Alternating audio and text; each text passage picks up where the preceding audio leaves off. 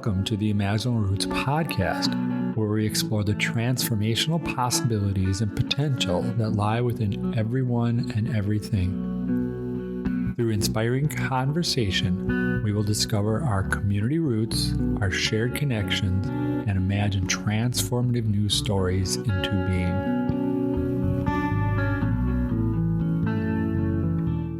Today, I'd like to welcome Rachel Bouressa to our show.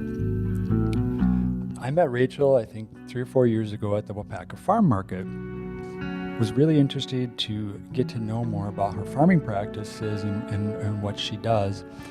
I watched the movie Kiss the Ground, and I was really wondering who was doing regenerative agriculture in the Wapaka area, and I kind of figured that Rachel probably was, but I didn't really know how to talk about it, and I reached out to her a few months ago, and I said, what's going on with regenerative agriculture in the Wapaka area? And she said, well, there's actually a lot, but it's mostly the farmer to farmer that are talking to each other, and the programs that she does with Grassworks and a program that she does with Golden Sands, and we'll talk about that a little later as we get into this conversation. But I felt like I really didn't know what was going on, so I said, hey, let's talk about it and let's see if we can make a podcast and see if we can figure out a way to help people that maybe don't know what's going on in the world of regenerative agriculture to know a little bit more about what is actually happening locally. This is part of this Common Roots Rising project. She's actually part of the inspiration and instigation for me to want to take a bigger stand and get involved more locally in our community. Rachel Bouressa has Bouressa Family Farm. She's just east of Wapaka in the town of Royalton. I want to welcome you to the show, Rachel. Well, thank you very much for having me, Mark. This has really been a fun progress and project, and I'm really excited to kind of keep these conversations going. Awesome. So, can you tell me, where did you grow up?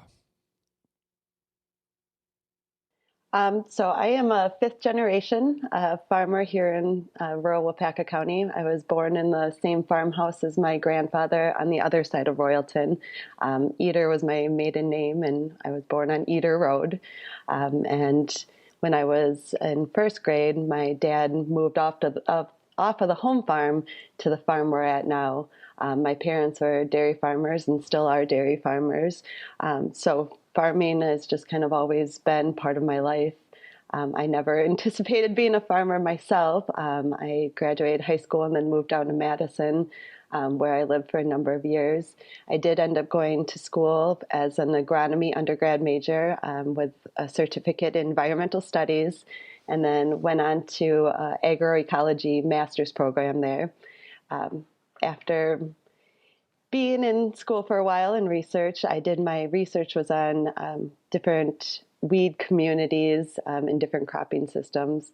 But in 2012, the dairy barn burned down on my home farm, which was kind of the catalyst to get me to move back. I knew I was never going to be a dairy farmer, but here was this beautiful property that I was still so connected to. And there was 15 acres that hadn't been leased out to a neighboring farmer. And so I had 15 acres, and grass-fed beef was something that I was really passionate about and interested in. You kind of just continually hear about the environmental benefits and well as the health benefits of grass-fed meat. So I decided, if nothing else, I will move back and be my own source, and kind of looked at it as providing a service to others, for my friends in Madison that didn't have the opportunity to farm themselves. And I was kind of sick of sitting at the computer, and I just wanted to be able to work. Yeah, and now we're on the computer all the time anyway, but we still get to go outside. I know that your windows there look out over your pastures, and sometimes you can see your cows when they come around, I guess, or at least, or maybe when they get out. Yeah, they have been a distraction in a few different meetings. And my neighbors all appreciate it too. And watching animals and seeing animals on the land is really rewarding. So obviously, farming is obviously in your blood. So what does family farming mean to you? With that, I guess my thing was always, my dad had so many amazing, kind of quotes that have just stuck with me. And one of them was, farming's not a job, it's what you do, it's who you are. Um, so it just, I don't know, it's just a way of life. It's a connection to the land. Um, just taking pride in what you do and the serve. I guess I always think that that's what I'm good at, and it makes me appreciate everyone else in the community for what they're good at. We need everyone, and so I do this, and I do this well and happily, and so yeah, it's a connection to each other. If we can drift back a little bit to your childhood, looking across the landscape of your childhood and your growing up years, when do you remember a touching moment of deep connection and your growing relationship with nature? Just always being outside in all conditions. You just, I guess I'd say it wasn't as much growing up. I don't, because I just didn't, when you're a kid, it's just your world that you live in. But maybe it's that work ethic that I remember more than the connection to the land as a kid. Now it's, I mean, yeah, now my connection to the land is, going out and making constant observations and seeing, seeing how, I don't know, my management affects the land and hearing the birds. And I have a very much a biology brings biology mantra with my agricultural practices, and diversity being so crucial to that. And I guess as a farmer, being a pasture-based farmer, I'm very much boots on the ground. I'm kind of always walking through the fields. I look at other kind of agricultural practices and systems. I think the bigger tractor you drive, the more disconnected you are from the land. So you're not working with the land as much as you're kind of managing it for what you want, is more so than what it has to offer. Can you take us into one or a few of your like observations? Like what is happening? That I am very strongly connected to that roots idea. So having a lot of soil cover, or keeping the soil covered, I feel like it's really grounding. Again, kind of with the roots in my community as well, and my neighbors.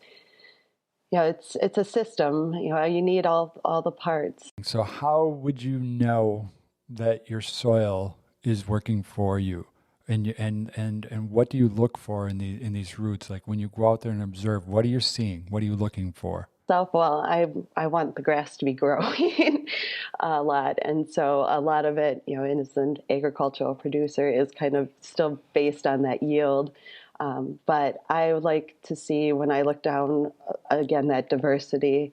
So a lot of different grasses, a lot of different, what may be called weeds are also known as forbs.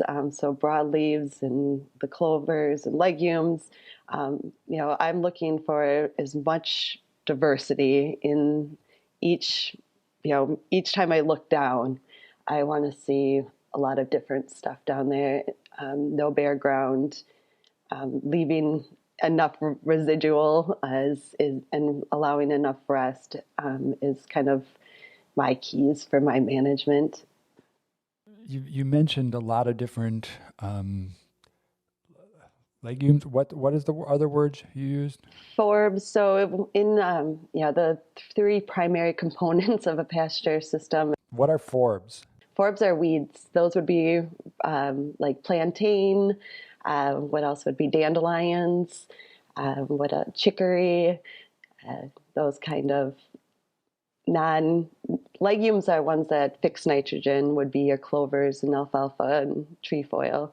Forbs, all the other stuff, even burdock, all those things that in conventional systems they don't like to see, but cows eat them and they're a really good source of kind of other minerals and nutrition for my livestock.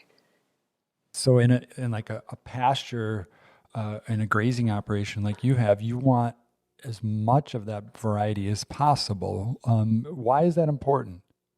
All the different plants kind of have different rooting structures, and they all kind of bring up different nutrients from further in the ground. They all kind of benefit from having each other there. Just always think so much of my pastures, again, like our communities. It's a plant community. There's a word, I don't have it in front of me right now, but that you use that starts with a G, that's soil glue. I love glomalin. What is glomalin? Glomalin is the glue that holds the soil together. It's root exudates. The root exudates, what the roots kind of give off to feed each other. It's really, really fascinating. Yeah, I hadn't heard of it until you mentioned that. The movie Kiss the Ground, which wasn't brand new to me, but it kind of set me in a course of saying, I'm out here learning everything I'm learning from the internet, and originally it was from books and things. And I think that's why I decided to reach out to Rachel, because after I watched Kiss the Ground, I was really wondering who was practicing regenerative agriculture. And can you share a little bit about what that actually is? What is called regenerative agriculture, and what is that practice? Sure. Well, regenerative agriculture kind of is the one step up from sustainable. So, kind of in a lot of conversations, sustainability in a way has gone by the wayside because what we're doing, we just can't sustain where we're at. Especially from a carbon standpoint, we've gone way too far the other way. So, regenerative agriculture is building soil. It's kind of the one step up. So sequestering carbon is probably the primary motivation and focus of regenerative agriculture. So it's from a conventional standpoint, no tillage and keeping the ground always constant cover. And then diversity are kind of the primary tenets, I believe, of regenerative agriculture. I mean, you're practicing regenerative agriculture. I guess there's multiple ways to talk about this. I know on your website you mentioned you manage the land in a holistic manner without synthetic fertilizers or pesticides, believing that healthy soil leads to healthy feed for the animals. Can you just expand on that a little bit? Yeah, well, I guess the way I manage is I'm mimicking natural ecosystems. We can use the soil as the tool. Things grew really well before before synthetic fertilizers came along. Healthy soil is fully capable of cycling nutrients on its own. So if you've got healthy soil and a healthy system, there's really no need for inputs. And the animals are getting all of those micronutrients from all of the diversity in the plants. So I kind of joke that I try to be the lazy farmer because I let the soil do all the work for me. With that, soil health. Recently, there's been just a lot of that connection between soil health and human health. If you've got healthy soils, you've got healthy plants that are nutrient dense, and then healthy animals, and you are what you eat, and it all comes down to the soil. There was in a recent conversation I was in, a presentation. It was, and this is there's a author, Fred Provenza, that's got a book called Nourishment, and it kind of explains how our food is 30% less nutrient dense than 25 years ago. So I just, kind of always come back to, healthy soils and healthy people. So I think, yeah, starting from the ground up, but it's important for all of us. Connecting in food to, and what we eat to where it's comes from and how it's grown is incredibly important. And I mean, there seems to be too much of a disconnect with that. Why has that happened? It's a lot easier to buy food from the store than it is to raise it on your own. And a lot of our systems have just kind of driven us towards that direction. I would like to see a kind of and I think there is, because we're having this conversation shows that I think people want to be connected once again to their food systems. Yeah, I mean, I am definitely interested in that and taking care. What we eat is so important to our health and wellness, and and how we take care of ourselves, and taking care of the land is I mean, it should be obvious.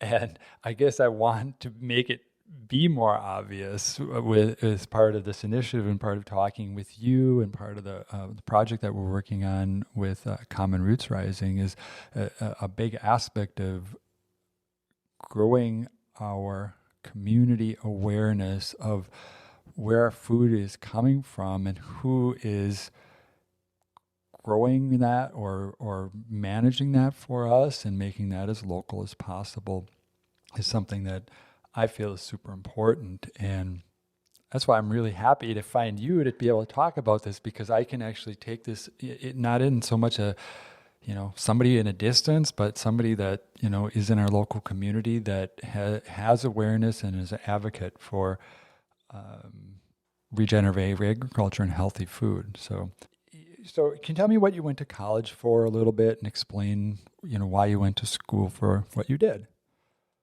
Sure. Well, I guess originally when I first was going to go to school, I thought I was going to go into education. But then I realized my parents are dairy farmers in Australia now, and I took a semester off and I went and lived on their farm in Australia for 6 months. And when I came back is when I switched to agronomy, because I realized, and I have two of my brothers are teachers, and a lot of my friends are all teachers, but I realized if you're really good at what you do, you're in the same room for 30 years. And I realized that, I wanted to be able to work outside. And then so that was kind of the driver towards the agronomy degree, but agronomy is a lot more crop production. I felt like I needed to kind of counter that with the environmental science background.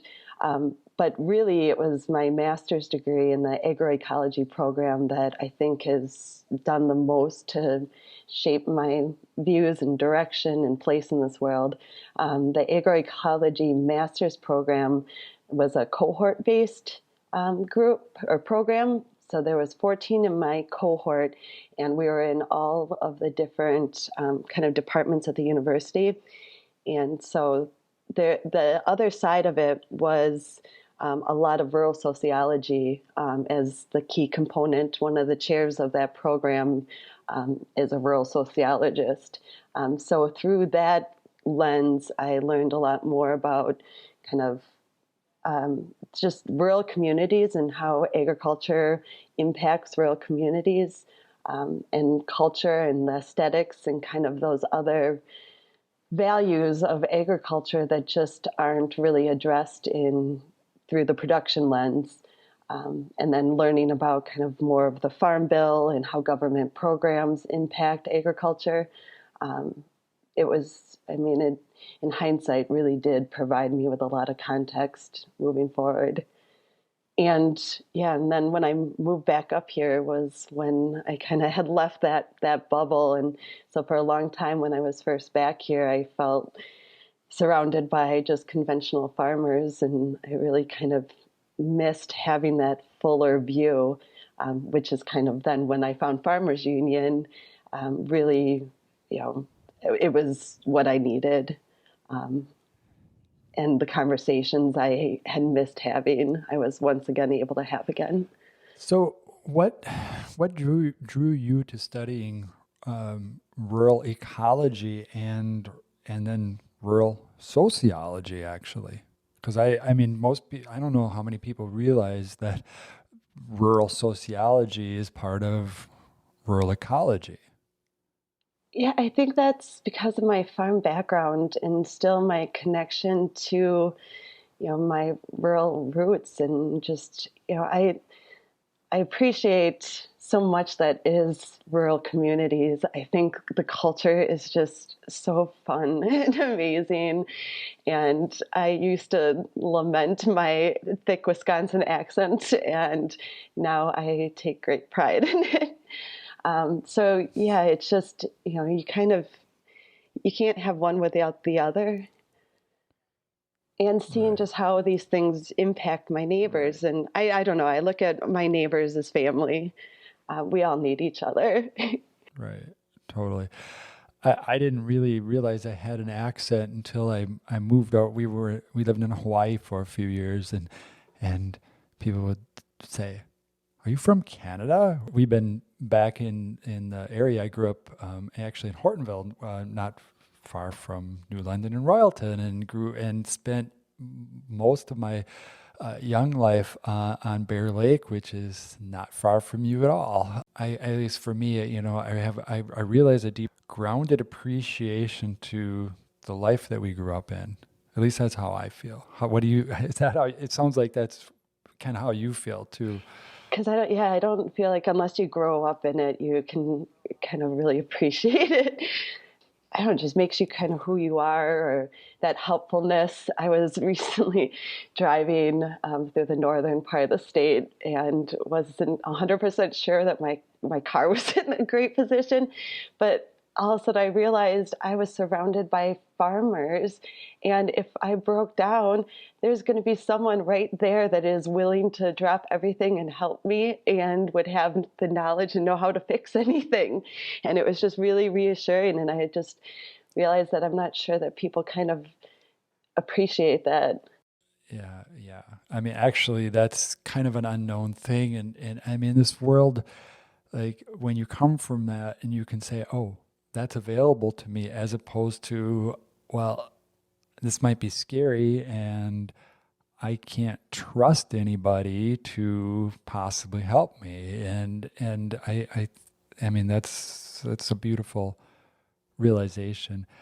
And then I can find allies in the farming community who are starting to move in this direction. And then maybe we can connect something else together with people that are, coming out and enjoying, the rural countryside and the people that are into helping the bees and the pollinators and the wildlife.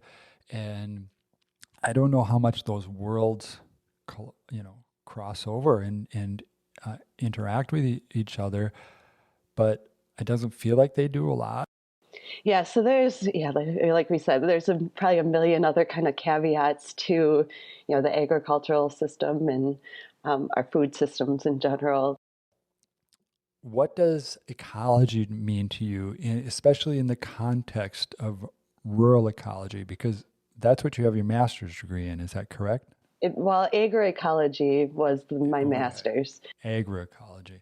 Okay. Well, what does ecology mean in the context of agroecology for you? Again, I guess I keep kind of coming back to that diversity and natural, ecosystems and ecosystem functioning. And so it's, water, a lot of it's, water systems and water infiltration. But yeah, just having a healthy ecosystem where there's a place for everything and everything is working as it should be. Yeah, and that's with grazing is that was what the land cover was, and grazing as management on the land is a valuable tool because if you have graze pastures are probably, and I do these buffer strips, which are kind of fun, these diversity buffer strips, but it's creating habitat for birds and it's creating habitat for insects, it's creating habitat for all the critters. Hmm. So if you look in kind of a fallow field that's overgrown, That's just kind of that. It's not the best system because it's normally, it's normal to have been grazed by animals.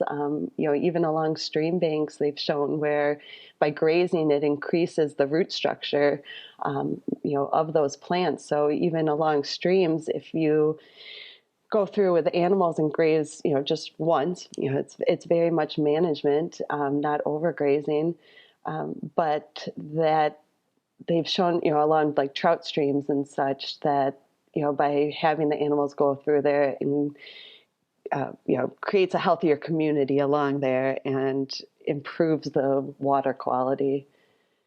You're not doing the I guess the plant and animal community a service by not having that. Last week, I guess, I saw you shared a excerpt from The Gift of Good Land by Wendell Berry, and it was very long. I remember you said, I care about this so that much that I took the time to type this. Can you share a little bit about what the excerpt of A Gift of Good Land by Wendell Berry meant to you and why you did that?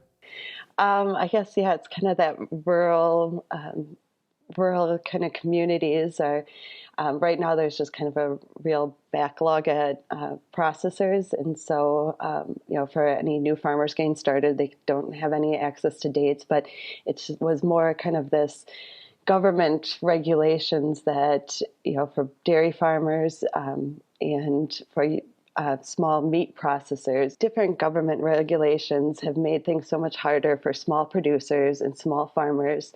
It's made it so that you need all these big equipment and you need to make these standards so high that smaller producers just can't get into the system. And so, it's basically made these rules for the sake of public health and public safety in the food systems, but in exchange and to its detriment has led to kind of these bigger outbreaks of E. coli or, it's just kind of really made it so the big guys are getting bigger and the smaller farmers are not able to compete in that market. And therefore, us as consumers are getting further and further disconnected from our food systems and our food. And that's with vegetables and as well as meat production and dairy. So it's throughout the whole food industry. Yeah, thank you. So one of the last pieces that you typed, and I copied that, by the way, and put it on our new website, it says only small farmers can keep the so-called marginal land in production, for only they can give the intensive care necessary to keep it productive. Is that true? Yeah, that's kind of one of my favorite ideas or lines. This idea of who's the farmer. I was at a Greenlands Blue Waters conference last November, and there was a presenter there that said, we need farmers to care for the land. We need farmers to care for us. And at that time, I was thinking about a lot of my family's land that's rented by a large CAFO, and I see their agricultural practices versus mine. So when there's a large rain event, I get to see, one side of the road versus the other side and how the water infiltrates. But I kept thinking in these big agricultural systems and farms, who is the farmer? Is it the absentee landowner? Is it the owners of these large operations? Is it their agronomists? Is it the custom guys? And realize that there's no incentive, and in none of their job descriptions is it to care for the land. If you have a smaller farm, and that's again kind of coming back to that boots on the ground where you don't have this big equipment, and if it's family land or you don't have as much of it, you need to make sure that you care for it and those systems are working for you. I feel like a lot of our agricultural land in the state and in the country is treated like a blank slate. Just put in what you want and take what you can get out. But if you're care about that land and you care about what you're doing, um, it's just a totally different viewpoint and management. And yeah, if you can, at smaller scale, care more. I grew up with a piece of recreation land, when I was younger, we primarily used it for hunting between Manawa and Ogdensburg, and it was our family's, my father's uncle's farm that we bought when I was 4 years old.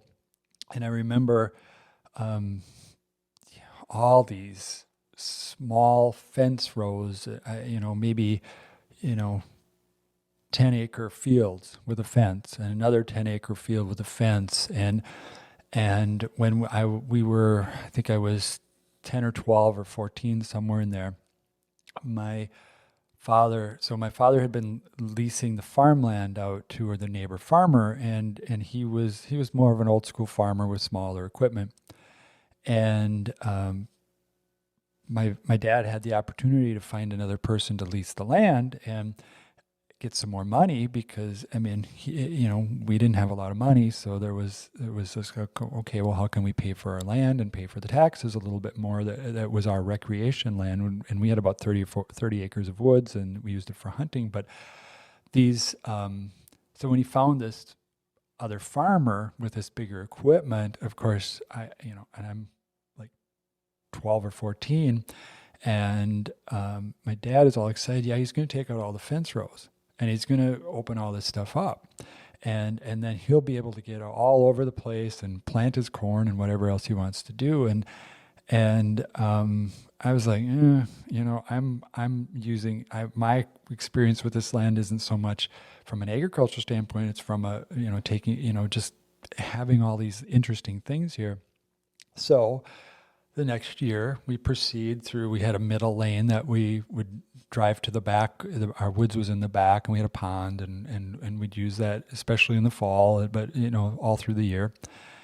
And there was all this erosion happening because of these, the fence lines that got taken out. And, the little character and things that were along these fence lines for the wildlife and the things that I used to, explore when I was younger. And I understand why he did it, and I understand that, he needed to make more money, but I felt sad for the land, and I felt, so here I am helping my dad 2 years later fix all of the ruts and the potholes in the lane that we would go back, which we didn't have to fix before because there was a place for this runoff to happen.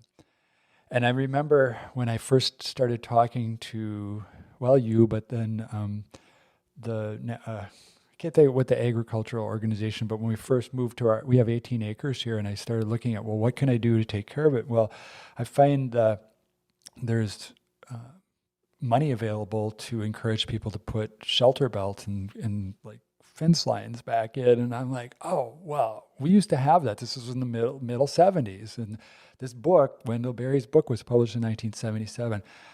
In my world, I grew up with this, small farm situation. Yeah, that's so sad. I know my heart was breaking thinking about, the soil erosion. And I see, you see that soil erosion, and I feel like it scars on the land, and it shouldn't be happening. The reason I had those 15 acres was because a lot of them were these 3 to 4 acre fields that the CAFO didn't want because they couldn't get their equipment in. And they're triangle shaped fields, and one's like an arrowhead. But from my management, that doesn't really matter. And I recently just took another 60 acres back just last week, so I'm really excited about that. And it's wetter soil that was not good for their equipment. It's heavily eroded, and the compaction issues from bringing in this heavy equipment and just beating the soil to nothing. And it's not really even their fault per se, because they're trying to keep up with a system that is asking them to do it that way.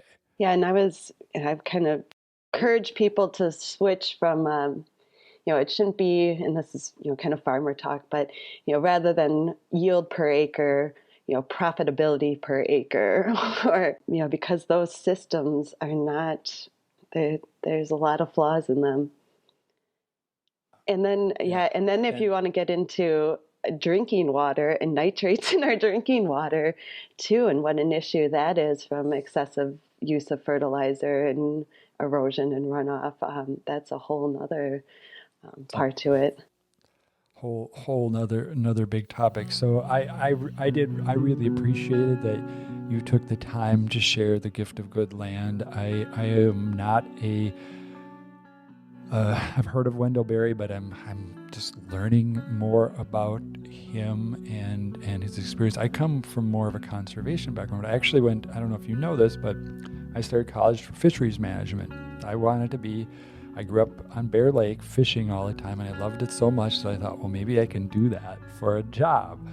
And but I was talked out of it in my second year in college because you're not going to make enough money.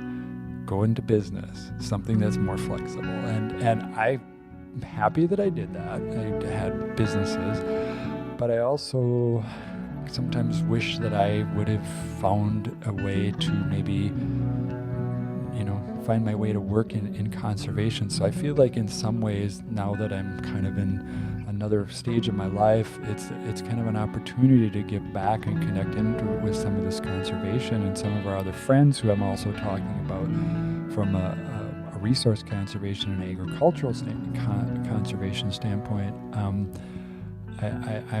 I guess my background and my interest is coming from caring for the land and our relationship with the land and our connection with that, and I appreciate having the opportunity to have somebody in our area that cares about that from an agricultural standpoint and wants to do better.